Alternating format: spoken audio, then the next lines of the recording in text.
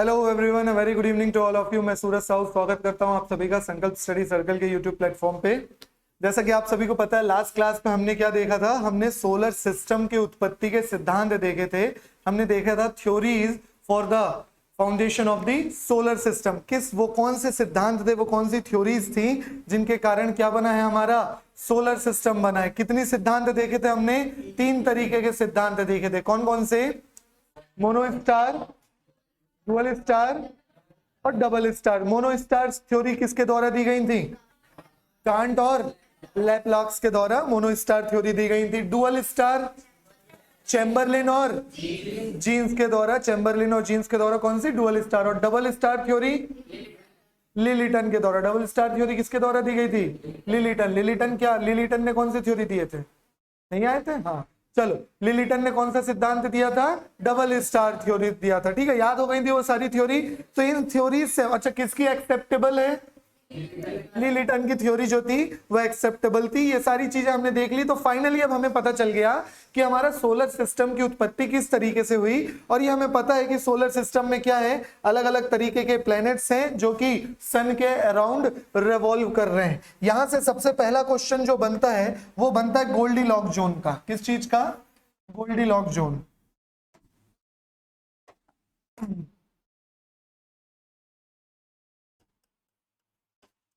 Goldilock zone, इसी को हिंदी में भी गोल्डीलॉक क्षेत्र ही कहते हैं। ठीक है ना, इसको हिंदी में क्या बोलते हैं? गोल्डीलॉक क्षेत्र। ये पीडीएफ में नहीं मिलेगा तो इसको लिख लेना।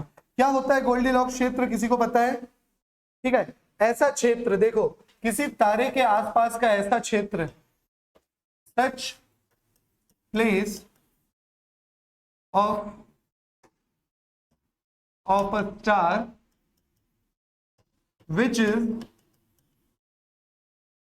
विच इज ऐसा कोई क्षेत्र, किसी तारे के निकट ऐसा क्षेत्र, तारे के निकट, इतना लिखो हिंदी में भी, तारे के निकट, तारे के निकटतम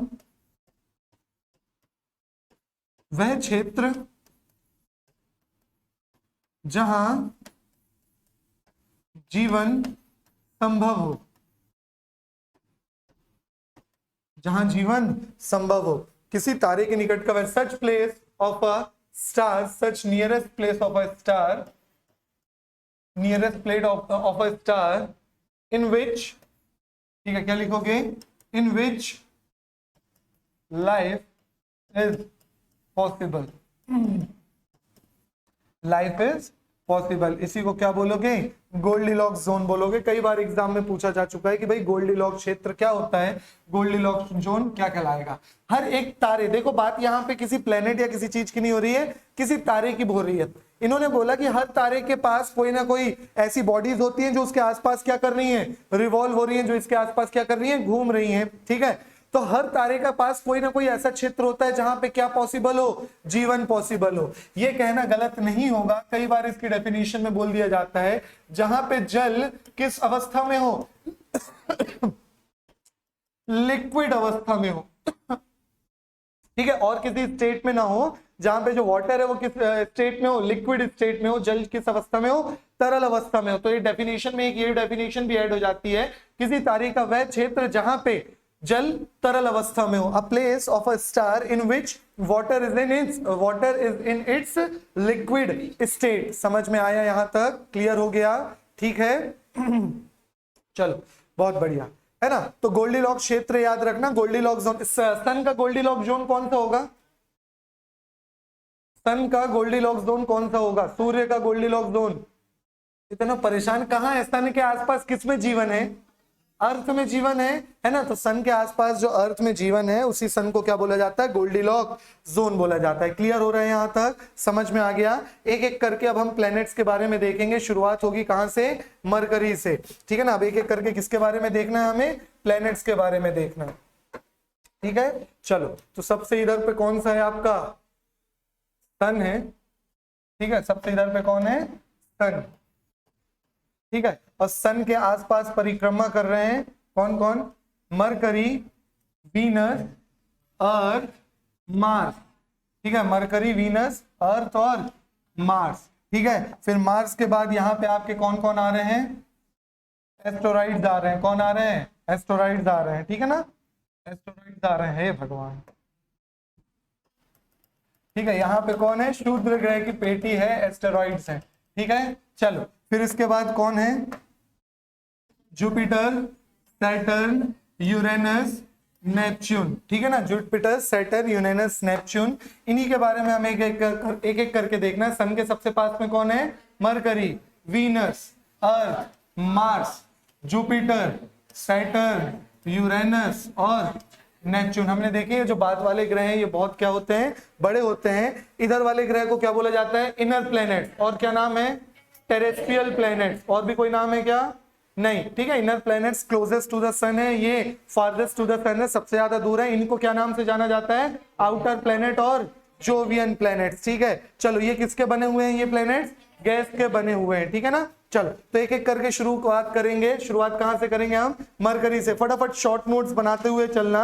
सन के सबसे निकटतम तारा, सबसे सन से निकटतम प्लैनेट है, अगर nearest to the sun, planet which is nearest to the sun, कौन सा आ जाएगा, मरकरी आ जाएगा। इसको अलग से नोट बनाने की जरूरत नहीं है ना, लेकिन हमें ध्यान क्या देना है, सन के सबसे निकट कौन है, मरकरी। इसीलिए सन के सबसे गर्म वाला तारा कौन सा रहेगा, कौन सा रहेगा, वीनस। ठीक है ना, ये सबसे निकट तो है लेकिन ये सबसे ज्यादा गर्म नहीं है। क्यों नहीं है गर्म, क्योंकि इसमें अपना एटमॉस्फेयर नहीं होता। एटमॉस्फेयर नहीं होता मतलब इसका अपना वायुमंडल नहीं है, वायुमंडल उपलब्ध नहीं है। सबसे इंपॉर्टेंट चीजें। ठीक है, फटाफट लिखते चलना, थोड़ा स्पीड में चलेंगे, है ना, क्योंकि अब आराम से हमें सिर्फ प्लैनेट्स के बारे में देखना है और हमारा ये टॉपिक कंप्लीट हो जाएगा। ठीक है, मरकरी का अपना वायुमंडल नहीं है, Mercury has no its own atmosphere. ठीक है, इसीलिए इसका टेम्परेचर डिफरेंस करीब 600 डिग्री सेल्सियस रहता है। टेम्परेचर डिफरेंस कितना रहता है, that's why its temperature difference is nearly 600 degree Celsius. इसीलिए इसके तापमान में करीब 600 डिग्री सेल्सियस का क्या पाया जाता है, अंतर पाया जाता है। दिन के समय इसका तापमान -480 डिग्री सेल्सियस हो जाता है। दिन के समय इसका तापमान कितना होता है, माइनस क्यों होगा, दिन के समय इसका तापमान कितना होता है, 480 डिग्री सेल्सियस हो जाता है। वहीं रात के समय में इसका तापमान कितना होता है, -120 डिग्री सेल्सियस। अगर इन दोनों को ऐड करोगे, प्लस माइनस माइनस मत करना, ऐड करना, तब आप देखोगे करीब कितने डिग्री का अंतर आता है, 600 डिग्री सेल्सियस का अंतर आ जाता है। ठीक है, समझ में आ रहा है मैं जो बोलना चाह रहा हूं। ठीक है, दिन के समय इसका तापमान इतना गर्म, रात के समय इतना। लेकिन फिर भी सबसे गर्म क्यों नहीं है, सबसे गर्म इसलिए नहीं है क्योंकि गर्म कब होगा, जब गैस होंगी तभी यही क्या करती है, हीट को रोक लेती हैं। ठीक है ना, इसलिए इसके आसपास कोई गैस है ही नहीं, कोई एटमॉस्फेयर है ही नहीं, इसीलिए ये सबसे गर्म नहीं है। ठीक है ना, समझ में आ रहा है। ठीक है, लेकिन टेम्परेचर डिफरेंस सबसे ज्यादा कहां देखा जाता है, मरकरी में देखा जाता है। दिन में बहुत भयानक गर्म रहता है और रात के समय बहुत ज्यादा ठंडा रहता है। ठीक है, ये अपनी एक मतलब सन की परिक्रमा कितने दिन में कंप्लीट कर लेता है, 88 डेज में। कितने दिन में, 88 डेज में ये सन की परिक्रमा कंप्लीट कर लेता है। It completes it's revolution with in 88 days. तो इसका एक साल कितने दिन का, 88 डेज का, समझ में आ रहा है, इसका एक साल कितने दिन का, 88 डेज का होता है। ठीक है, बुध सौर मंडल का सबसे छोटा, एक और याद रखोगे चीज क्या है, सबसे स्मॉलेस्ट प्लेनेट अगर कोई है तो वो कौन सा है, मरकरी। सबसे स्मॉलेस्ट प्लेनेट कौन सा है, मरकरी। ठीक है, सबसे छोटा और सूर्य के सबसे निकटतम ग्रह जिसका व्यास बिल्कुल याद रखने की जरूरत नहीं है। हर किसी का डायमीटर कहां तक याद रखोगे, बिल्कुल याद नहीं रखना है, इतना व्यास है इसका, मतलब डायमीटर। सूर्य की परिक्रमा के दौरान इसकी सूर्य से दूरी बदलती रहती है। ऑब्वियसली इलेप्टिकल पाथ में सब घूम रहे हैं तो कभी सबसे दूर होगा और कभी सबसे पास होगा। समझ में आ रहा है, कुछ डाटा मैंने यही बता दिया हूं आप लोगों को कि इसका एटमॉस्फेयर कुछ भी नहीं रहता। सौर मंडल का सबसे छोटा व सूर्य के सबसे निकटतम ग्रह है। बुध पर वायुमंडल का अभाव है, वायुमंडल यहां पर नहीं है, there is no atmosphere in the Mercury. यही कारण है कि यहां तापमान का अंतर सभी ग्रहों में सर्वाधिक है, करीब कितना, 560 डिग्री पाया जाता है। अपन ने देख लिया कितने डिग्री का अंतर रहता है, करीब 600 डिग्री सेल्सियस। दिन में सबसे ज्यादा गर्म, रात में सबसे ज्यादा ठंडा, ऐसा हो जाता है। तो टेम्परेचर डिफरेंस समझ में आया। तापमान में अंतर, ये चीज आप और देखोगे जब अभी जैसे राजस्थान, वहां के लोग कंबल लेके चलते हैं, क्यों, वहां तो गर्मी है, क्यों, दिन के समय में मुंह में ओढ़ते हैं तो कि जो आंधी उड़ रही है, आंधी धूल चल रही है, उससे उनको आंखों में धूल कण ना जाए, कैमल की तरह 12 परतें तो नहीं है उनकी आईलिड्स की, ठीक है, लेकिन रात के समय क्या हो जाता है, ठंडा हो जाता है, क्योंकि सैंड की प्रॉपर्टी होती है सबसे जल्दी ठंडी होती है और जल्दी ही गर्म भी हो जाती है। तो रात के समय उसी कंबल को क्या कर लेते हैं, ओढ़ लेते हैं, दिन के समय पगड़ी बांधते हैं, ऐसे मुंह के सामने बस कर लेते हैं। तो टेम्परेचर डिफरेंस की बात हो गई। उसी तरीके से बुध, यहाँ पे इसका अपना कोई एटमॉस्फेयर नहीं है, इसलिए यहाँ टेम्परेचर डिफरेंस ज्यादा पाया जाता है। सूर्य की एक परिक्रमा करने में इसे लगभग कितने दिन, 88 दिन लगते हैं, ये हमने देख चुका। यह वही समय है जब यह अपने अक्ष के चारों तरफ एक चक्कर पूरा करने में समय लेता है। मतलब रेवोल्यूशन और रोटेशन टाइम सेम है। अर्थ का भी सेम है, हाँ या ना, नहीं है भाई। अपने परिक्रमा घूमने में कितना समय, 24 घंटा। आज पूरा घूमने में कितना समय, 365 दिन, ठीक है। तो लिखो, है ना, क्या लिखोगे, रेवोल्यूशन और रोटेशन टाइम दोनों मरकरी का सेम है। समझ में आ गया, क्लियर है।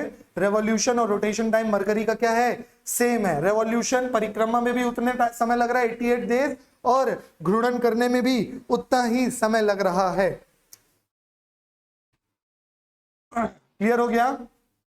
मरकरी, बीच बीच में आप लोगों को दो चीज और पूछी जाती हैं। क्या पूछी जाती हैं, प्राकृतिक उपग्रह, natural satellite. Last year PSC का क्वेश्चन पेपर में आप लोगों को नेचुरल सैटेलाइट देखने को मिला होगा, मंगल ग्रह का, है, पेबोस और डीमोस के बारे में पूछा था, ठीक है। और दूसरी चीज इनका कलर वनडे एग्जाम्स के लिए बहुत फेमस है, एसएससी, रेलवे, ये जो व्यापम के एग्जाम्स होते हैं। तो मरकरी कौन से कलर में है, ग्रे इन कलर। मरकरी कौन से कलर में है, ग्रे इन कलर, ठीक है ना। मरकरी का कलर याद रखना, mercury is in grey in colour, ठीक है। चलो, बुध का वह भाग जो सूर्य के सम्मुख होता है उसका तापमान करीब 400 डिग्री सेल्सियस, लेकिन विपरीत वाले का करीब 200 डिग्री सेल्सियस रहता है ना। कमजोर गुरुत्वाकर्षण बल होने के कारण इस ग्रह पर वायुमंडल नहीं है। इस पॉइंट को मत भूलना, इस ग्रह का वायुमंडल नहीं है, ना ही इस ग्रह का कोई प्राकृतिक उपग्रह है। Neither it have any natural satellite, ठीक है ना। चलो, इसका क्या नहीं है, प्राकृतिक उपग्रह भी नहीं है, ठीक है। लिखो, वायुमंडल तो नहीं है, देख लिया हमने।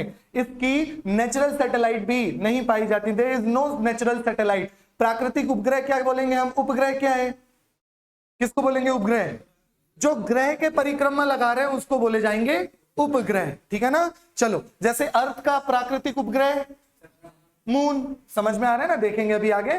तो इसकी कोई नेचुरल सैटेलाइट नहीं है, it has no natural satellite, natural satellite.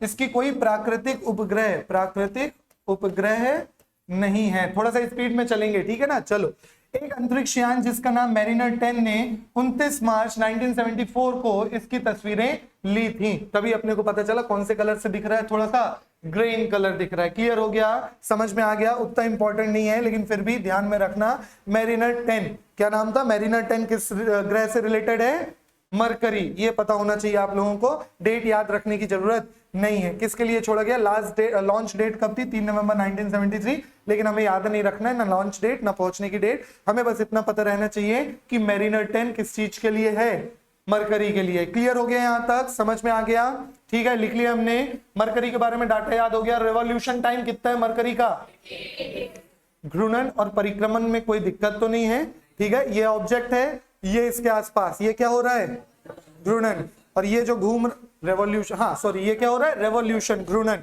ठीक है ना। और ये जो आपस में इस तरीके से ये जो घूम रहा है इस तरीके से, ये क्या हो रहा है, रोटेशन, मतलब घूर्णन। मैंने उल्टा बोल दिया था क्या हिंदी में, हाँ वो परिक्रमण है, मैंने घूर्णन बोल दिया था, सॉरी, है ना। ये क्या हो रहा है, परिक्रमा हो रही है। जैसे मंदिर में अपन भगवान की परिक्रमा करते हैं, ठीक है, और अपनी जगह में क्या हो रही है, घूर्णन मतलब रोटेशन, ठीक है ना। चलो आगे देखते हैं। हालांकि यह एक उज्जवल ग्रह है, ठीक है, ये भी क्या करता है, शाइन करता है, लेकिन इसको शाइनिंग स्टार या द मॉर्निंग स्टार नहीं बोला जाता है, वो इसके बाद वाले को बोला जाता है। क्यों, वो भी वीनस में देखेंगे। फिर भी इसका अध्ययन बहुत ज्यादा नहीं हो पाया है, क्योंकि इसे छोटी अवधि के दौरान ही देखा जा सकता है, बहुत कम समय के लिए इसको देखा जा सकता है। बुध का अधिक घनत्व यह सिद्ध करता है कि इसकी सतह भारी तत्वों व क्रोड लोहे मतलब क्रोड लोहे से निर्मित है। ये बता रहा है कि ऐसा माना जाता है, ऐसा एजम्पशन है। क्या एजम्पशन है कि ये जो मरकरी जो प्लेनेट बना है, इसके अंदर में अगर डीप में देखा जाएगा तो यहाँ पे भी क्या मिलेगा, आयरन मिलेगा, ठीक है ना, ऐसा। लेकिन उतना कोई चीज नहीं, बुध का कोई प्राकृतिक उपग्रह नहीं है, there is no natural satellite for Mercury. Clear हुआ मरकरी के बारे में सारे पॉइंट। क्या क्या चीज याद रखोगे, रोटेशन, रेवोल्यूशन टाइम दोनों अरे कितना 88 सेम है, ठीक है, कितना है 88 डेज, ठीक है। चलो फिर इसके बाद हमने कलर, नेचुरल सैटेलाइट नहीं है, हमने जो एक लॉन्च किए हैं, एक सैटेलाइट लॉन्च किए, उसका नाम मेरिनर 10, ठीक है ना, याद रखना क्या नाम है, मेरिनर 10, ऐसा बोलना है कि आपके कानों तक आवाज जाए, ठीक है ना। चलो क्या नाम है, मेरिनर 10, ठीक है। फिर इसके बाद हमने देखा कलर कौन सा है, ग्रीन कलर, ठीक है। फिर इसके बाद हमने क्या देखा है, सबसे गर्म कौन सा है, मरकरी है क्या, नहीं है, ठीक है। क्यों नहीं है, क्योंकि इसमें क्या नहीं मिलता, एटमॉस्फेयर नहीं मिलता, एटमॉस्फेयर मतलब वायुमंडल नहीं मिलता, कोई गैसेस नहीं मिलती हैं। यह ग्रह प्रातः पूर्व में तथा संध्या में पश्चिम में दिखता है, छोड़ो, यह अपने अक्ष पर दूसरे ग्रहों की अपेक्षा विपरीत दिशा में घूर्णन करता है, ये पॉइंट याद रखोगे, है ना। ये जनरली अपोजिट डायरेक्शन में घूमता है बाकी के ग्रहों से। ये जब हम पढ़ लेंगे ना तो लास्ट में कुछ फैक्ट्स याद करवाऊंगा, है ना। तो दो ऐसे प्लेनेट है, तो बस आप लोग को लास्ट में याद करवाऊंगा। अभी याद रखना क्या है, जनरली जो अदर प्लैनेट्स है उससे अपोजिट डायरेक्शन में घूमता है। ये क्लियर हो गया, समझ में आ गया। It rotates in its own direction in opposite with compare to other planets, ठीक है। दूसरे प्लैनेट्स के कंपैरिजन में ये अपोजिट डायरेक्शन में घूमता है, अपने रोटेशन करता है, जो अपने जगह पे घूर्णन कर रहा है। क्लियर हुआ, यहां तक समझ में आ गया। ये फैक्ट मैं लास्ट में याद करवाऊंगा आप लोगों को, तो अभी लिख भी ले रहे हो तो डजेंट मैटर, अपन लास्ट में याद करेंगे इसको।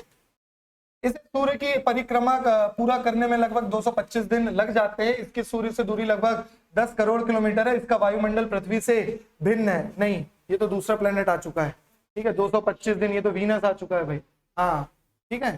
चलो ये हमने कब देखा, चलो हाँ ठीक है। चलो वीनस स्टार्ट हो गया है ना। तो वीनस के लिए 2-3 पॉइंट याद करवा रहा हूं, कैसे याद रखोगे, जैसे मैं बोल रहा था ये फैक्ट लास्ट में याद करवाऊंगा।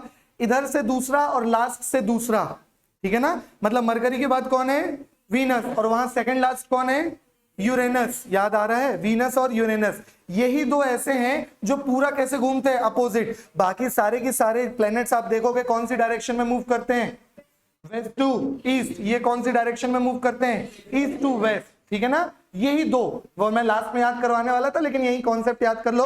और दोनों 2 नंबर के हैं, ठीक है। कौन से 2 नंबर के, पहले से दूसरा कौन सा है, वीनस, और इधर से दूसरा कौन सा है, यूरेनस। यही 2 हैं जो अपोजिट डायरेक्शन में घूमते हैं। सारे प्लैनेट किस डायरेक्शन में घूमते हैं, वेस्ट टू ईस्ट। इसलिए सूर्य उदय होते हुए कहां से दिखता है, ईस्ट से, ठीक है ना, वेस्ट टू ईस्ट घूमते हैं। लेकिन ये किस डायरेक्शन में घूमते हैं, ईस्ट टू वेस्ट, ठीक है। अब सूर्य से सबसे निकटतम नहीं है, लेकिन यहाँ पे CO2 की मात्रा सबसे ज्यादा पाई जाती है। किस गैस की मात्रा पाई जाती है, CO2 की मात्रा सबसे ज्यादा पाई जाती है। और क्योंकि CO2 is a green house gas, carbon dioxide कैसी है, ग्रीन हाउस। जिसे नहीं पता है ग्रीन हाउस गैस मतलब, CO2 हीट को कैप्चर करने वाली गैस है। CO2 क्या करती है, हीट को कैप्चर करती है ना। तो इस कारण से सबसे ज्यादा हॉटेस्ट प्लेनेट किसको बोला जाता है, वीनस को बोला जाता है। सबसे ज्यादा गर्म ग्रह कौन सा है आपका, वीनस है। समझ में आया, सबसे ज्यादा गर्म ग्रह कौन सा है, वीनस। क्लियर हो गया। तो हमने 2 पॉइंट देखे, क्या इसमें एटमॉस्फेयर है बिल्कुल है ना। हम बोलते रहे क्या है सबसे ज्यादा, CO2 है। इसी कारण से यहाँ हीट कैप्चर बहुत ज्यादा होता है। सनलाइट आती तो है लेकिन जाती नहीं है, इसलिए सबसे ज्यादा गर्म प्लेनेट कौन सा है, अरे बोलो, सबसे ज्यादा गर्म प्लेनेट कौन सा है, वीनस, ठीक है। दूसरे ग्रह की कंपैरिजन में ये कैसा रहता है, अपोजिट घूमता है। अब क्योंकि ये सबसे ज्यादा गर्म है और अर्थ के पास में भी है, इसलिए बहुत चमकता हुआ दिखता है। कैसा दिखता है, चमकता हुआ, ठीक है ना, चमकता हुआ दिखता है। इसीलिए इसको मॉर्निंग स्टार, इवनिंग स्टार, ये स्टार नहीं है, ये क्या है, प्लेनेट है, लेकिन चमकता हुआ दिखता है अर्थ से जब भी दिखता है। इसलिए भोर का तारा, सांझ का तारा, भोर का मतलब दोपहर वाला नहीं, भोर सुबह वाली, भोर का तारा मतलब the morning star, the evening star, the shiniest star, मतलब शाइनिएस्ट स्टार बोला जाता है, ये है नहीं, ये तो स्टार ही नहीं है, शाइनिएस्ट स्टार, ठीक है, शाइनिएस्ट स्टार लिख लो ये सारे नाम। अर्थ के जैसा है इसलिए इसको twin star, twin sister of earth बोला जाता है, ट्विन सिस्टर ऑफ अर्थ। ये सारे नाम से किसको जाना जाता है, वीनस को जाना जाता है, ठीक है ना। ये सारे इसके नाम है। ट्विन स्टार कौन है, वीनस है, ठीक है। मॉर्निंग स्टार कौन है, वीनस है। इवनिंग स्टार कौन है, वीनस है ना। ट्विन सिस्टर, ट्विन ब्रदर जो भी बोला जाए वो सब कौन रहेगा? वीनस रहेगा। क्लियर हो रहा है? ठीक है। सूर्य की परिक्रमा करने में लगभग कितने 225 दिन लग जाते हैं। इसकी सूर्य से दूरी लगभग 10 करोड़ किलोमीटर है, याद रखने की जरूरत नहीं है। इसका वायुमंडल पृथ्वी से भिन्न है। ऑब्वियसली सबसे ज्यादा क्या पाया जाता है? CO2 पाया जाता है। इसके वायुमंडल में सबसे ज्यादा क्या मिलेगा? कार्बन डाइऑक्साइड मिलेगा, CO2 मिलेगा, इसलिए अर्थ से क्या है? भिन्न है। लेकिन फिर भी इसको क्या बोला जाता है? ट्विन स्टार बोला जाता है। किसका? अर्थ का बोला जाता है। क्लियर हो गया? यहां तक समझ में आ गया? नेक्स्ट पॉइंट लिखो। बुध के बाद यह सूर्य के निकटतम ग्रह, ये पता, मरकरी के बाद नेक्स्ट हमारा कौन सा? वीनस ही है, जिसके सूर्य से औसत दूरी 10 करोड़ किलोमीटर है। यह आकार भार में लगभग पृथ्वी के बराबर है। आकार में, भार में लगभग पृथ्वी के बराबर है। इसीलिए इसको क्या बोला जाता है? पृथ्वी का जुड़वा ग्रह बोला जाता है। क्या बोला जाता है? पृथ्वी का जुड़वा ग्रह, twin planet of the earth कहा जाता है। यह पृथ्वी का सबसे निकटतम प्लेनेट है। कैसे याद रखोगे? मार्स निकटतम है या वीनस? वीनस। कैसे याद रखोगे? अगर ये अर्थ है तो अर्थ से पहले जो निकटतम है यहाँ वीनस, वीनस के बाद मार्स, फिर उसके बाद मरकरी, फिर उसके बाद जुपिटर। तो राइट लेफ्ट इस तरीके की चीजें चल रही, ठीक है ना। अर्थ, अगर ऐसे अर्थ को देखो तो अर्थ से सबसे क्लोजेस्ट कौन है? वीनस। वीनस के बाद मार्स, मार्स के बाद मरकरी, मरकरी के बाद Jupiter, Uranus, Saturn, Uranus, Neptune. ठीक है, फिर उधर तो सीक्वेंस चलता रहेगा। क्लियर हो गया? समझ में आ गया? ठीक है ना। पृथ्वी का जुड़वा क्यों बोला गया? क्योंकि वेट में और रोटेशन स्पीड वगैरह में ऑलमोस्ट किसके बराबर है? पृथ्वी। शेप वगैरह में भी पृथ्वी के बराबर है, इसलिए इसको क्या बोला जाता है? ट्विन्स ऑफ अर्थ बोला जाता है। एक रूसी जांच यंत्र विनेरा, जिसे 1967 में बनाया गया था, उसने यह पता लगाया कि इस ग्रह का वायुमंडलीय घनत्व पृथ्वी से 15 गुना है तथा इस ग्रह के वायुमंडल में लगभग 90% कार्बन डाइऑक्साइड है। सबसे ज्यादा क्या पाई जा रही है? CO2। लेकिन नाइट्रोजन और ऑक्सीजन जैसी गैसें लगभग ना के बराबर विद्यमान है। लेकिन भाई 90% का तो करीब क्या है? CO2 ही है। ठीक है ना। चलो, क्लियर हुआ ये पॉइंट? समझ में आया? ठीक है। तो किसने पता चला? विनेरा द्वारा पता चला। किसके द्वारा? एक यंत्र, जांच यंत्र, किसका नाम था? विनेरा। ठीक है, विनेरा द्वारा पता चला कि यहाँ क्या है? सबसे ज्यादा कार्बन डाइऑक्साइड पाई जाती है। करीब 90% एटमॉस्फेयर में कौन सी गैस है? कार्बन डाइऑक्साइड है। ये वाला पॉइंट भी हम ऑलरेडी देख चुके हैं। ठीक है, इसके सतह का तापमान लगभग 500 डिग्री सेल्सियस से भी अधिक है। वहां पे हम देख रहे थे दिन का करीब 400-420, समझ में आ रहा है? इसका 500 डिग्री सेल्सियस भी है। बादलों की परतें इतनी अधिक मोटी हैं कि सतह को देख पाना बहुत ही मुश्किल है। इतने मोटी लेयर है कार्बन डाइऑक्साइड की कि हम सरफेस को देख ही नहीं सकते। समझ पा रहे हो ना चीजें? अरुण की भांति यह भी देखो, किसकी भांति? अरुण मतलब Uranus, Arun, Varun, Uranus, Neptune. ठीक है ना। यह भी विपरीत दिशा में, मतलब पूर्व से पश्चिम दिशा में घूर्णन करता है। समझ में आ गया? पूर्व से पश्चिम मतलब ईस्ट टू वेस्ट। बाकी सब किस दिशा में करते हैं? West to east. हमने शुरुआत में देखे केवल 2 हैं, इधर से दूसरा नंबर, उधर से दूसरा नंबर। बहुत सिंपल तरीके से याद हो जाएगा। क्लियर है यहां तक? चलो आगे देखेंगे।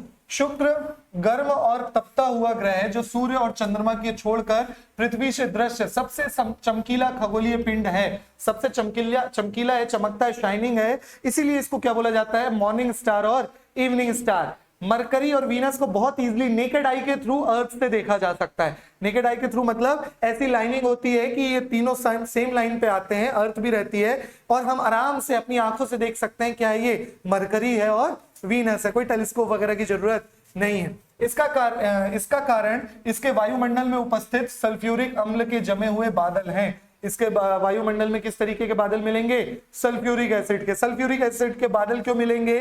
क्योंकि सल्फर डाइऑक्साइड के साथ पानी जब रिएक्ट करेगा तो वो क्या बनाएगा? H2SO4, सल्फ्यूरिक एसिड बनाएगा। समझ में आ रहा है?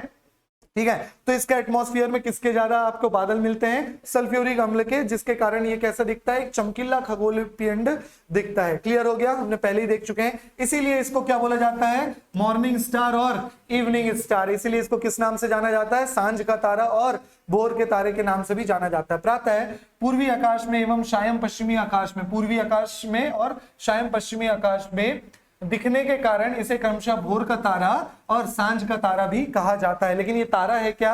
नहीं है। ठीक है, बुध की भांति शुक्र का भी कोई प्राकृतिक उपग्रह नहीं होता है। ये एक और पॉइंट है। केवल 2 हैं जिसके प्राकृतिक उपग्रह नहीं होते हैं। कौन कौन से? Mercury, Venus. अर्थ का प्राकृतिक उपग्रह है कितने? एक। कौन सा? मून। ठीक है ना। चलो शुक्र ग्रह का वायुमंडल लगभग 90% कार्बन डाइऑक्साइड तथा शेष नाइट्रोजन, जलवाष्प व अन्य तत्वों से बना हुआ है। ये पॉइंट हम ऑलरेडी देख चुके हैं। क्लियर हो गया, समझ में आ गया? ठीक है, कलर लिखो वीनस का। वीनस का कलर कौन सा रहेगा? बहुत गर्म है, येलो इन कलर। कौन सा कलर रहेगा? Yellow in colour.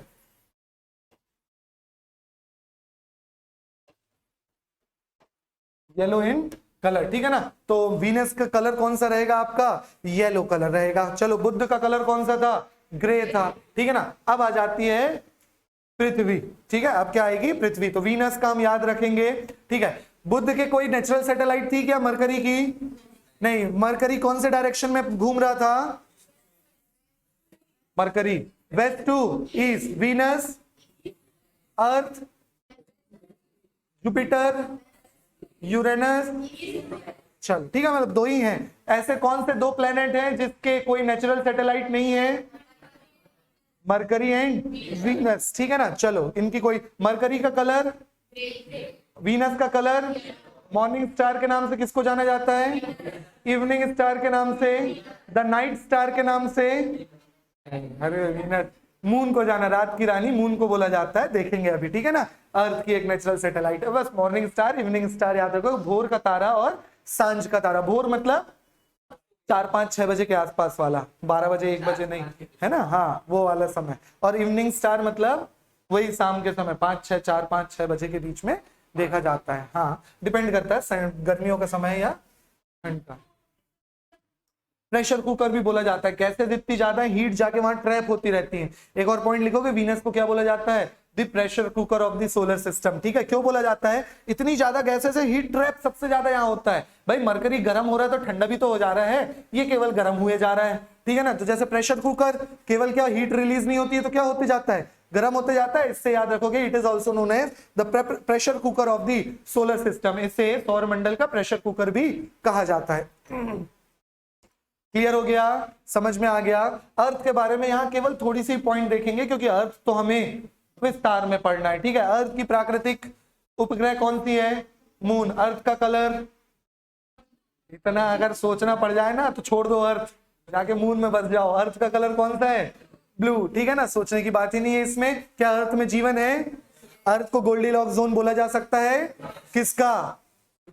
सूर्य का। हमने देखे स्टार का होता है गोल्डीलॉक्स जोन, तो अर्थ किसका गोल्डीलॉक्स जोन है? सन का गोल्डीलॉक्स जोन है, ठीक है? लंबाई, ऊंचाई, चौड़ाई सब कुछ याद रखेंगे, लेकिन अलग से पढ़ेंगे। कौन सा शेप है इसका? जियोइड शेप है। कौन सा शेप है? जियोइड शेप है। मतलब जियोइड शेप मतलब समझ लो परफेक्ट स्फीयर नहीं है ना? वो थोड़ा सा आड़ा तिरछा सा है, वो अभी देखेंगे, डिटेल में देखेंगे ये सारी चीजें।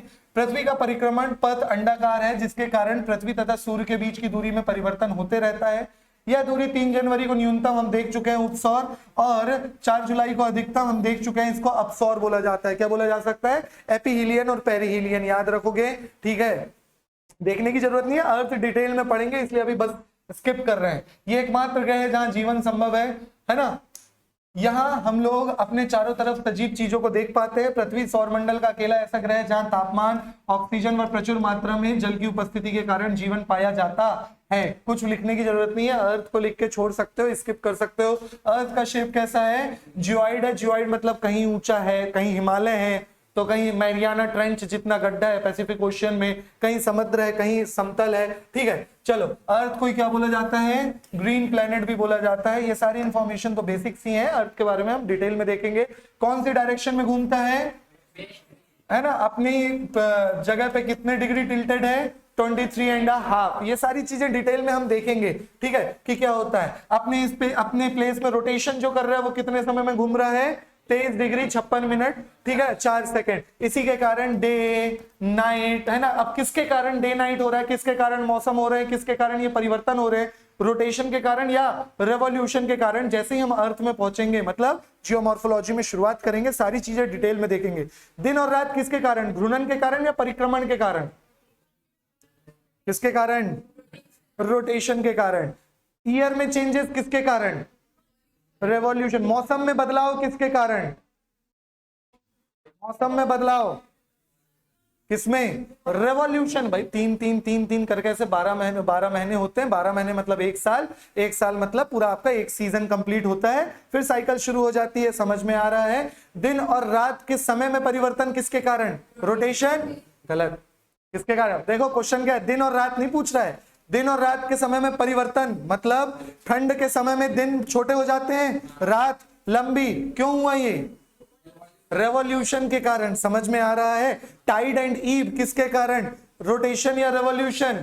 तो अभी आप लोग को टाइड और ईव पता नहीं है, जब हम पढ़ेंगे ज्वार भाटा आएंगे जियोमॉर्फोलॉजी में तो ये बहुत डिटेल में देखेंगे अर्थ को, ठीक है? तो अभी स्किप करते जाओ, अभी बस समझ लो चक्कर लगाती है जिसके कारण दिन और रात होते हैं। दिन और रात होते हैं। दिन और रात की लेंथ चेंज होती है किसके कारण? रेवोल्यूशन के कारण, परिक्रमा के कारण, ठीक है? अर्थ को डिटेल में देखना है, पृथ्वी से संबंधित त्रिज्या है ना, विषुवृत्ति, व्यास। अब विषुवत रेखा क्या है तो आप लोगों को बताना होगा। विषुवत रेखा ऐसी मानक रेखा है जो पृथ्वी को 20 से 2 भागों में बांटती है। ये सारी चीजें हम डिटेल में देखेंगे। एक ही प्राकृतिक उपग्रह कितने, क्या नाम है? मून, ठीक है? नाइट्रोजन, ये सब एटमॉस्फेयर में क्या क्या पाया जाता है, ठीक है? ये सारी चीजें हमें याद करना है एग्जैक्ट, है ना? देखेंगे हम। औसत वायुमंडलीय तापमान करीब कितना रहता है? 15। एवरेज की बात हो रही है। एवरेज आपका एटमॉस्फेरिक टेम्परेचर कितना? 15। ज्यादा से ज्यादा दिन में गर्म होगा नॉर्मल जगह पे भी तो 30, 35, 40, ठीक है ना? और रात में ठंडा होगा भी तो 2, 3, 4, ठीक है ना? और ज्यादा भी नीचे जाएगा भी तो -100, -150 वाली भी जगह है, लेकिन वो बहुत थोड़ी सी जगह है। क्लियर हो गया? समझ में आ गया? ये सारी चीजें, ये फैक्ट्स है। याद क्यों नहीं कर रहे हैं हम? क्योंकि हमें डिटेल में अलग से याद करना है ना? अर्थ को बहुत अलग से पढ़ना है, बहुत डिटेल में दिखना है। नेक्स्ट आ जाओ किसमें? मार्स में। आज मेरी कोशिश रहेगी थोड़ी एक्स्ट्रा क्लास लेके हम पूरा इसको कंप्लीट कर दें, पूरे प्लैनेट्स को कंप्लीट कर दें। अभी कहां पहुंचे हम? मार्स में पहुंचे, ठीक है? चलो, मार्स के 2 प्राकृतिक उपग्रह, कितने? 2। क्या नाम है? पेबोस और डीमोस। यही याद रखो। पहले मैं लास्ट में आप लोग को सारी शीट भी दूंगा। डेमोस, ठीक है? डेमोस सबसे छोटा प्राकृतिक उपग्रह है, स्मॉलेस्ट सैटेलाइट, सबसे छोटी प्राकृतिक उपग्रह है, ठीक है ना? कौन सी? डेमोस, ठीक है? सबसे छोटी कौन सी है? डेमोस। इंपॉर्टेंट है। पेबोस और डेमोस किसके हैं? मार्स के। इस ग्रह का आकार पृथ्वी के आकार के लगभग आधा है। इसका व्यास पृथ्वी के व्यास के आधे से थोड़ा अधिक है, लेकिन भार पृथ्वी के भार के 1/10वां भाग ही है, ठीक है ना? मतलब ऑलमोस्ट अर्थ के है, लेकिन बहुत छोटा है ना? अब इसको रेड प्लेनेट के नाम से भी जाना जाता है। कौन से नाम से जाना जाता है? Red planet. रेड प्लेनेट क्यों बोलते हैं हम इसको? लाल ग्रह, क्योंकि इसमें क्या मिलता है? आयरन ऑक्साइड की प्रचुर मात्रा मिलती है, ठीक है? Ferric oxide, iron oxide, Fe2O3 की प्रचुर मात्रा मिलती है, इसलिए इसको लाल ग्रह या रेड प्लेनेट के नाम से भी जाना जाता है। पृथ्वी के सबसे निकटतम, सेकंड निकटतम अर्थ, मार्स। अच्छा ठीक है, मार्स, ठीक है ना? पृथ्वी के सेकंड निकटतम कौन सा है? मार्स। चलो यहां तक क्लियर हो गया, समझ में आ गया। मार्स में ये दोनों चीजें याद रखना। क्या वायुमंडल पाया जा रहा है? बिल्कुल है। वायुमंडल केवल 2 में नहीं है, किसमें किसमें? मरकरी और वीनस में वायुमंडल नहीं था क्या? सबसे गर्म कौन सा था? वीनस, ठीक है? वायुमंडल था, कौन सा था? CO2 था, ठीक है ना? 2 क्या नहीं है? नेचुरल सैटेलाइट किसी की नहीं है। वो कौन से हैं? मरकरी और वीनस। केवल 2 ही हैं जो अपोजिट डायरेक्शन में रोटेशन करते हैं। कौन कौन से? वीनस और यूरेनस, ठीक है? सूर्य की एक परिक्रमा करने में करीब कितने दिन? 687 डेज लग जाते हैं। कितने दिन लग जाते हैं? 687 दिन का समय लगता है। और अपने अक्ष पर एक बार घूमने में 1 दिन का समय लगता है। अपने अक्ष पर कितना? एक बार घूमने में 1 दिन का समय लगता है, लेकिन पूरी परिक्रमा करने में कितना? 687 डेज लग रहा है। इस ग्रह का वायुमंडल पृथ्वी की तुलना में बहुत पतला है। इसमें शायद मुख्यतः नाइट्रोजन मिलता है, उतना कंफर्मेशन नहीं है, इसलिए एजम्पशन से बोला जाता है। ज्यादातर क्या मिलता है इस ग्रह में? नाइट्रोजन मिलता है, ठीक है ना? समझ में आ गया? तो क्या क्या खासियत है इसकी? 2 नेचुरल सैटेलाइट याद रखोगे आप लोग, पेबोस और डीमोस, ठीक है ना? बाकी इसको क्या नाम से जाना जाता है? रेड प्लेनेट के नाम से जाना जाता है। स्मॉलेस्ट सैटेलाइट पूरे सबकी मिला के अगर स्मॉलेस्ट देखा जाए तो किसकी है? डीमोस की। स्मॉलेस्ट प्लेनेट कौन सा है? Mercury. Largest planet Jupiter. Largest satellite आप लोग देखोगे, जुपिटर की एक सैटेलाइट है गैनीमेड करके, वो लार्जेस्ट सैटेलाइट है, ठीक है? ऑक्सीजन की थोड़ी मात्रा ही मिलती है। आयरन ऑक्साइड की अधिकता के कारण इसे लाल ग्रह कहा जाता है, because of high amount of ferric oxide, iron oxide, it is known as red planet, ठीक है। और फोबोस और डेमोस इसके दो नेचुरल सैटेलाइट है, दो प्राकृतिक उपग्रह हैं। कौन कौन से? फोबोस और demos. Demos is the smallest one, ठीक है। सबसे छोटा उपग्रह कौन सा है? सबसे छोटा उपग्रह, सबसे छोटा उपग्रह कौन सा है आपका? डेमोस है। The smallest natural satellite is Deimos, ठीक है। क्लियर हो गया, ठीक है। देखो इस तरीके के धब्बे दिख रहे हैं ना, धब्बे क्या है? बस अब पढ़ने वाले हैं मार्स के बाद, और क्यों दिखते हैं, ठीक है। देखो लाल ग्रह भी कहा जाता है, किसके कारण से? आयरन ऑक्साइड के कारण से, ठीक है। हमने देख चुके। पृथ्वी के अलावा सौर, हाँ, अगर कहीं लाइफ पॉसिबल हो सकती है तो वो मंगल में हो सकती है, आफ्टर अर्थ, ठीक है ना। इसीलिए ट्राई चल रहा है। पृथ्वी के अलावा सौरमंडल का एकमात्र ऐसा ग्रह है जहां जीवन की संभावना व्यक्त की जा सकती है या की जा रही है, क्योंकि मार्स ओडिसी नामक कृत्रिम उपग्रह, मतलब आर्टिफिशियल सैटेलाइट, एक आर्टिफिशियल सैटेलाइट यहाँ पे छोड़ी गई है। नाम क्या है? मार्स ओडिसी, है ना। ने यहाँ बर्फ छत्रकों व हिम शीतित जल की उपस्थिति के संकेत दिए हैं। ऐसा पाया गया कि यहाँ पे हिम मतलब आपके माउंटेन्स में से बर्फ वगैरह जमी हुई है, तो वहां से पानी मिल सकता है, ठीक है। और आयरन की चीजें तो हमें पता ही है, ठीक है। चलो, तो बर्फ छत्रकों के मतलब इससे आइस से ढके आपके माउंटेन्स आपको मिले हैं यहाँ पे। किसके द्वारा मिले हैं? मार्स ओडिसी द्वारा मिले हैं, ठीक है। चलो क्लियर है। After earth it is the possibility of life in Mars planet and this information was given by Mars Odyssey, ठीक है ना। किसके द्वारा दिया गया? एक आर्टिफिशियल सैटेलाइट है, an artificial satellite Mars Odyssey द्वारा ये सारी इंफॉर्मेशन दी गई है। क्लियर हो गया, यहाँ पे समझ में आ गया। आइस वाली कवरिंग हमें देखने को मिली है। चलो आगे देखें। इसके वायुमंडल का लगभग 95% भाग, है ना, दम घोटू कार्बन डाइऑक्साइड व शेष नाइट्रोजन ऑर्गन तथा थोड़ी मात्रा में जलवाष्प से बना हुआ है। नाइट्रोजन है, कार्बन डाइऑक्साइड है और दूसरे अलग अलग छोटी छोटी गैसेस हैं। आप लोगों को याद नहीं रखना है। मंगल ग्रह पर भेजे गए अन्य अंतरिक्ष अभियान पाथफाइंडर, कई बार एग्जाम में पूछा गया है इसका नाम, ठीक है ना। पाथफाइंडर कौन से उपग्रह के लिए? फाइंडर, कई बार एग्जाम में इसका नाम पूछा गया है। पाथफाइंडर कौन से उपग्रह के लिए है? तो याद रखोगे मार्स के लिए, मंगल ग्रह के लिए। मार्स ओडिसी अभी आपने देख लिए। बिगल 2002-3 दोनों नाम मिला जाता है, ठीक है ना। तो बिगल 02 समझ लो 2003। स्पिरिट, ठीक है, स्पिरिट। अपॉर्चुनिटी 2004 आदि, ये सब क्या है? ये सब आपके आर्टिफिशियल सैटेलाइट्स हैं जो कहां भेजे गए हैं? मार्स में भेजे गए हैं, ठीक है। चलो तो याद रखोगे। पाथफाइंडर पूछा गया है कई बार एग्जाम्स में, है ना। मार्स ओडिसी पूछ सकता है, बिगल पूछा जा सकता है, स्पिरिट पूछा जा सकता है, तो आप लोगों को पता रहना चाहिए। फोबोस और डीमोस हमने देख चुके हैं, मंगल ग्रह के दो उपग्रह हैं। ये बहुत इंपॉर्टेंट पॉइंट है। निक्स ओलंपिया दिया हुआ है आप लोगों को, क्या है? निक्स ओलंपिया। मंगल ग्रह पे जो उड़ीसी, मार्स ओडिसी हमने जो सैटेलाइट भेजा था ना, इसके थ्रू जो इमेजेस मिले हैं जहां पे हिम ढकी हुई है, ऐसा पाया गया कि वहां का सबसे ऊंचा पर्वत, ठीक है, सबसे हाईएस्ट माउंटेन कौन सा है वहां का? जिसका नाम दिया है निक्स ओलंपिया। तो अगर कल को कभी क्वेश्चन आए कि निक्स ओलंपिया क्या है, तो क्या है निक्स ओलंपिया? क्या है भाई? Highest mountain of Mars. मंगल ग्रह का सबसे ऊंचा पर्वत माना गया है। क्या नाम है? निक्स ओलंपिया, ठीक है, याद रहेगा। चलो तो याद रखना है आप लोग को, निक्स ओलंपिया नाम किससे रिलेटेड है? मार्स से रिलेटेड। और क्या है? तो माउंटेन है, सबसे ऊंचा माउंटेन बोला गया है, ठीक है। किसके बारे में? मंगल ग्रह के बारे में। अब मंगलयान के बारे में आप सबको पता है, मार्स ऑर्बिटल मिशन हमने भी छोड़ा एक ग्रह, ठीक है ना, मार्स ऑर्बिटल मिशन। भारत का पहला लेकिन सफल इंटरप्लैनेटरी उद्यम मंगलयान, जिसे 5 नवंबर 2013 को इसरो द्वारा, इसरो का फुल फॉर्म इंडियन स्पेस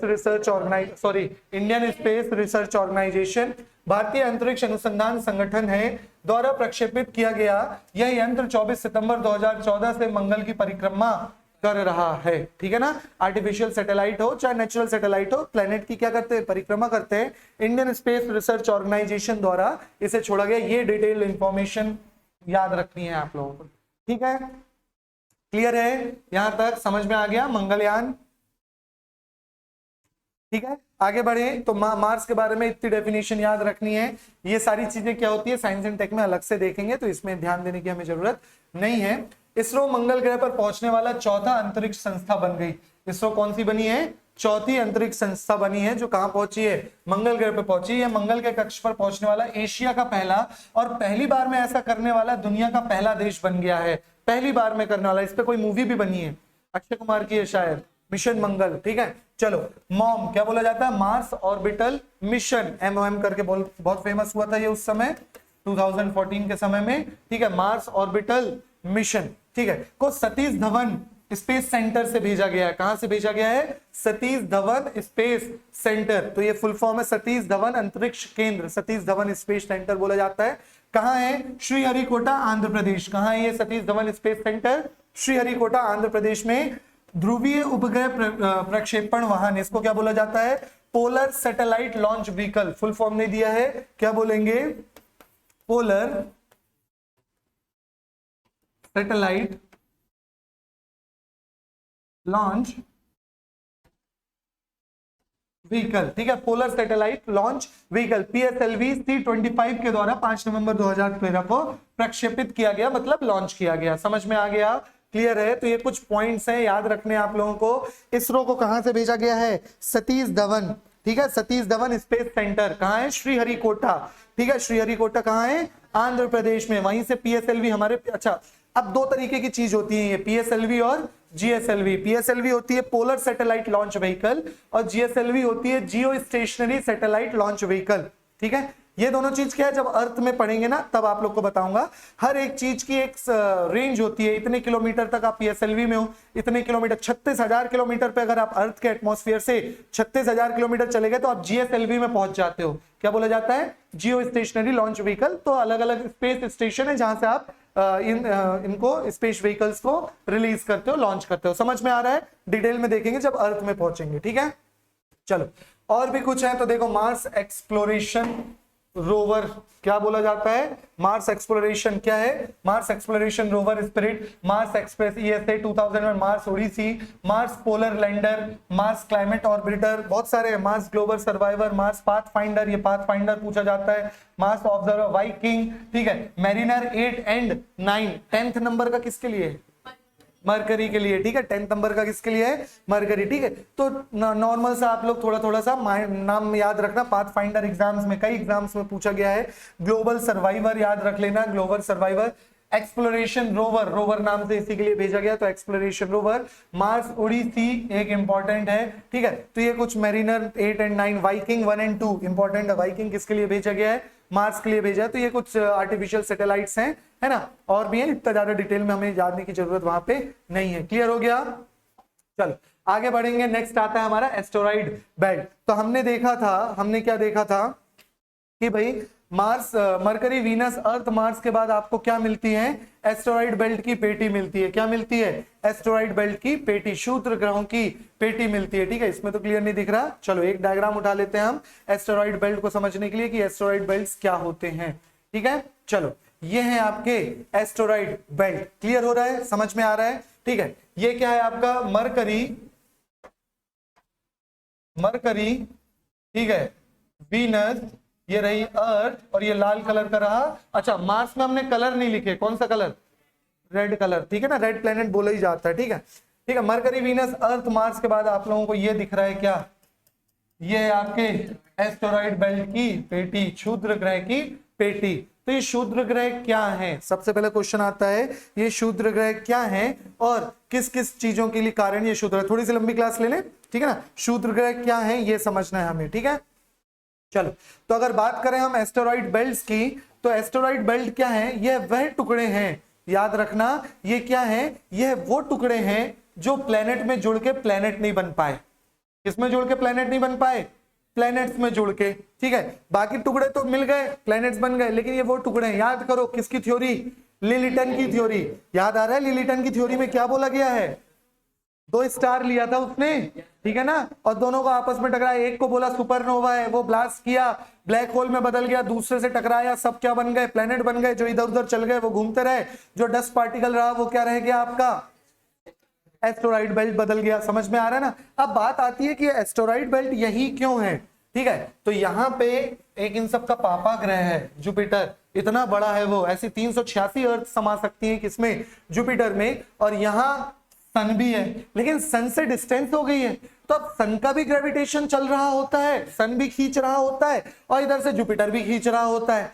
तो ना ये घर के बचते हैं ना घाट के, समझ में आ रहा है, ना ये जुपिटर के ही पास जा पाते हैं, नहीं ये सन के ही आसपास। तो इन लोग एक इस तरीके से एक पाथ में रोटेशन कर रहे हैं, उसी पाथ को क्या बोला जाता है, एस्टेरॉइड बेल्ट्स बोला जाता है। एस्टेरॉइड बेल्ट मतलब जहां पे ये क्षुद्र ग्रह, क्षुद्र ग्रह मतलब इतने छोटे छोटे ग्रह जो आसपास घूम रहे हैं, ग्रह नहीं है लेकिन उनको एस्टेरॉइड बेल्ट बोला जाता है, क्षुद्र ग्रहों की पेटी बोला जाता है। समझ में आया, ठीक है। अब हम पढ़ क्यों रहे हैं, क्योंकि इंपॉर्टेंट है। क्यों इंपॉर्टेंट है समझना, ठीक है। हमने अभी तक यहाँ पे प्लैनेट्स में देखा, ये देखो मेन एस्टेरॉइड बेल्ट की आप लोगों की यहाँ पे पेटी दिख रही है। तो अब दिक्कत क्या आती है कि ये है तो कोई दिक्कत वाली बात तो नहीं है उतनी खास, लेकिन क्या होता है फेनोमेना समझना आप लोग, ठीक है।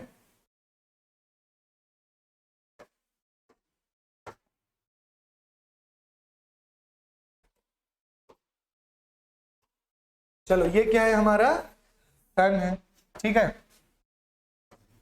मरकरी, वीनस, अर्थ, मार्स, ठीक है।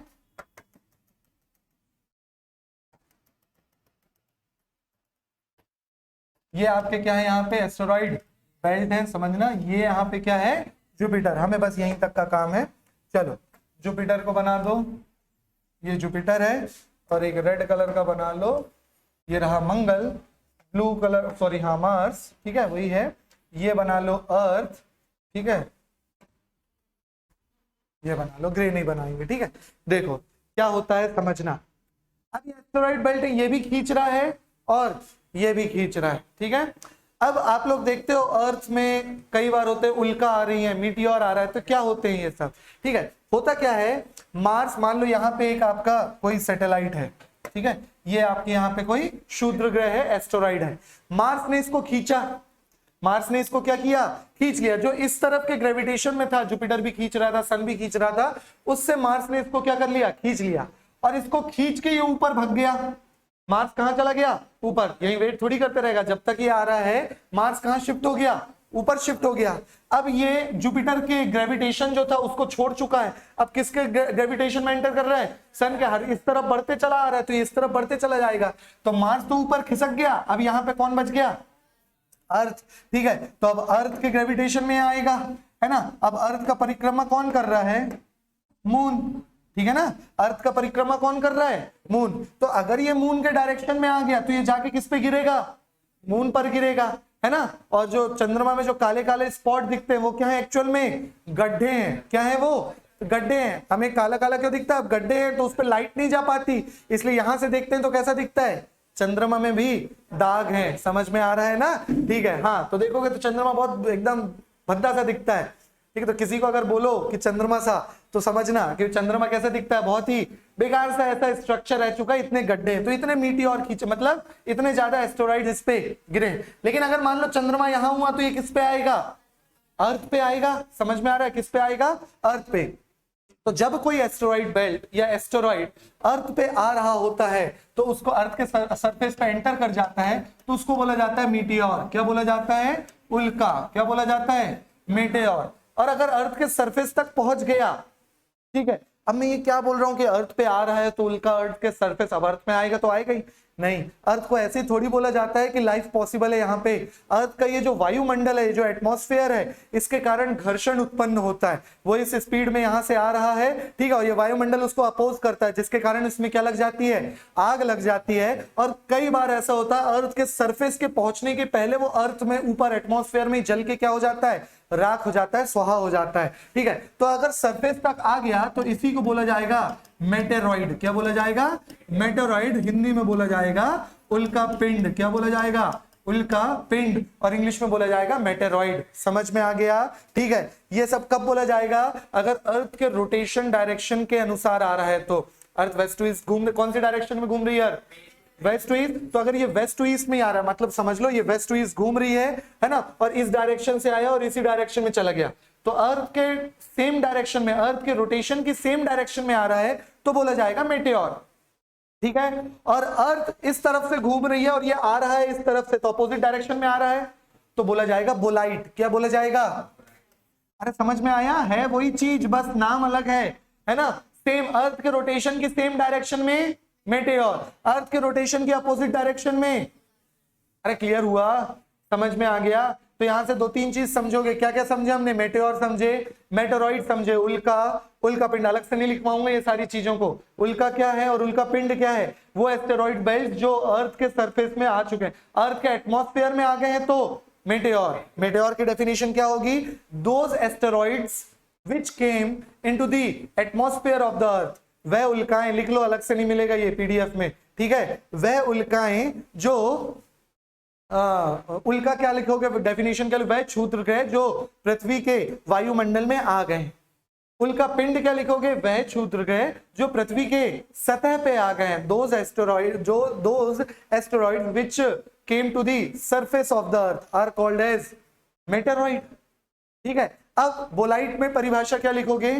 Those asteroids which came in the opposite direction to the rotation of the earth। ठीक है ना, अर्थ वेस्ट टू ईस्ट घूम रहे हैं, ये इस डायरेक्शन से आ रहे हैं, ठीक है, अपोजिट डायरेक्शन से आ रहे हैं, तो वो कहलाएंगे बोलाइट। हिंदी में भी बोलाइट ही बोलेंगे।